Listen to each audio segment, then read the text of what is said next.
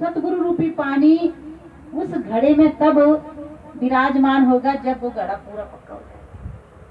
जब सुरती हमारी उस स्थान पर पहुंचेगी तब वो पक्का घड़े के समान होगी। वहां पर फिर सदगुरु प्रकट होते हैं। जिन सतगुरु ने हमें नाम प्रदान किया है वे अपने ज्योतिर्मय स्वरूप में दिखाई पड़ेंगे, यानी कि वहां पर परम ज्योत जलती हुई दिखाई पड़ेगी। वो सतगुरु का ही स्वरूप है। वो रूप अत्यंत आकर्षक है।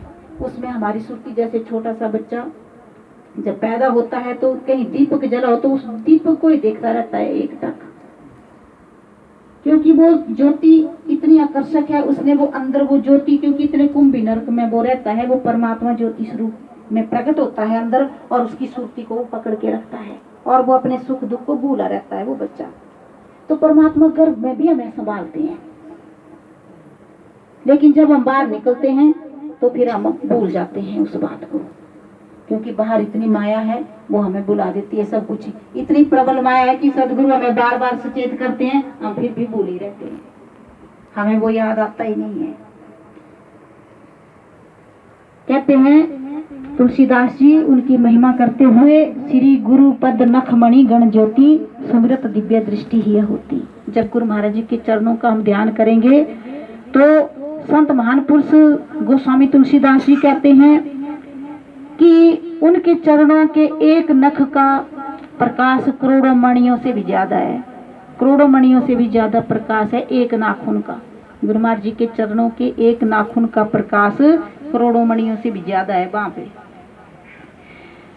अब ये बात जरा ध्यान पूर्वक समझनी चाहिए कि गुरु क्या है। लोग शरीर को ही गुरु मान लेते हैं, परंतु गुरु सिर्फ शरीर ही नहीं है। शरीर तो है, शरीर के द्वारा वो हमें परमात्मा से मिलने की विधि बताता है, हमें रहनी बताता है, हमें तरीका बताता है, लेकिन असलियत में गुरु जो है वो शब्द रूप है। वो हमारे अंदर शब्द रूप में प्रकट होता है। उस शब्द का भेद देने के लिए संत महान पुरुष शरीर को धारण करते हैं और फिर शरीर को वो यहीं पे छोड़ जाते हैं। हमें रास्ता बता देते हैं और अपने धाम चले जाते हैं। हमें कहते हैं कि आप भी इस रास्ते से मेरे पीछे पीछे आ जाओ। जो अपने सतगुरु से सच्चा प्यार करता है वो तो उस रास्ते को पकड़ लेता है, लेकिन जो झूठा मूठा आंसू बहाता है वो फिर भूल जाता है माया में। तो ये है जिसके अंदर तड़प है, जिसके अंदर प्रेम है, वो इस काम को कर सकता है। करेगा प्रेमी बंदा और नहीं। जिन खोजा तिन पाया गहरे पानी पैठ, मैं बाबरी डूबन डरी रही किनारे बैठ। इसमें सब कुछ मन को छोड़ना पड़ता है, हर प्रकार के मान मर्यादा को भी तोड़ना पड़ता है। मीराबाई ने अपना मान सम्मान भी छोड़ा, इतना प्रेम था उसके अंदर, तभी वो उस गति को प्राप्त हुई थी। हमारे से तो छोटी छोटी चीजें नहीं छूटती हैं, लेकिन उसने इतना अपमान सहा अपने जमाने में अपने परमात्मा के लिए। क्यों? क्योंकि उसके अंदर अपने परमात्मा के प्रति तड़प थी।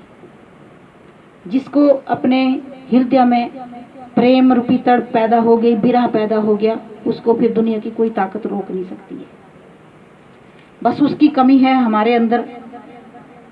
कहते हैं कि यदि एक बार अंदर गुरु के नूरी स्वरूप को प्रकट कर लोगे तो फिर वो गुरु सदा हमारे अंग संग रहेगा, फिर निर्भय हो जाएगा ये जीव। आप चाहे किसी भी कौम के हों, चाहे किसी भी मजहब के हों, जब आप अंदर जाओगे अंदर सबके लिए वो मार्ग एक ही है, वो परमात्मा एक ही है। उसको फिर अल्लाह कह लो, उसको चाहे फिर गॉड कह लो, चाहे राम कह लो, चाहे वाहेगुरु कह लो, वो अंदर एक ही है। बाहर अलग अलग है, बाहर द्वैत है, बाहर माया है, लेकिन जब अंदर जाएंगे तो केवल एक है। एको ब्रह्मस्मि, फिर हुआ एको ब्रह्मस्मि, एको ब्रह्म द्वितीयो नाश। एक ब्रह्म ही सत्य है, दूसरी चीज नाशवान है, वो खत्म होने वाली है। जब तक हम इस शरीर में बैठे हैं तब तक ही हमारे विचार अलग हैं, धर्म अलग हैं, समाज अलग हैं, अंदर का हाल फिर जुदा है। वह ना कोई जाति है, ना कोई धर्म है, ना कोई समाज है। अंदर जो गुरु का स्वरूप है वो अति सुंदर है और अत्यंत प्यारा है। मनुष्य कैसे भी गुरु को धारण करके आंखों तक तो जरूर आ सकता है, परंतु फिर उसके आगे नहीं जा सकता।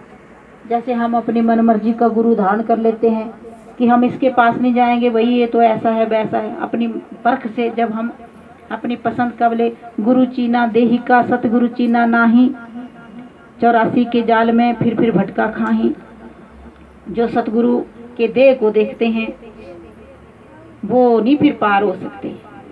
गुरु को देह को देख करके गुरु बनाते हैं, लेकिन जो उसकी रूहानियत को देख करके उनकी चरण शरण में आते हैं, अपने सारे दुनिया की नेमतों को छोड़ करके, अपने मान को अभिमान को छोड़ करके संतों की चरण में आते हैं। जिनके मन में दरअसल सच्ची प्रेम, सच्ची श्रद्धा, सच्चा प्रेम है, उनको गुरु महाराज पूरा ही गुरु मिलाते हैं। सच्ची बात तो ये है, जहाँ चाह वहाँ रहा, जहाँ हमारी चाहत होती है वहाँ राह जरूर निकलती है।